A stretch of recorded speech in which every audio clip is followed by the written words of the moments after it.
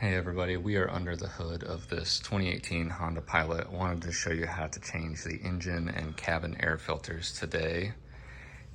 Really simple for the engine. You've got a clip here, and one in the back. You're gonna pull this out this direction and up. There's your filter. Comes out with one hand, pretty easy. Put your new one in, clip it back in. We'll come over to the passenger side of the vehicle.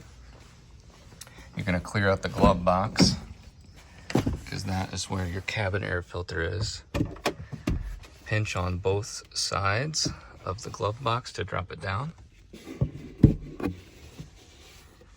And then in here, you're going to push this tab and that tab outwards. And this is going to slide out. Notice the airflow is pointing down. Pull that thing out. Pop this out.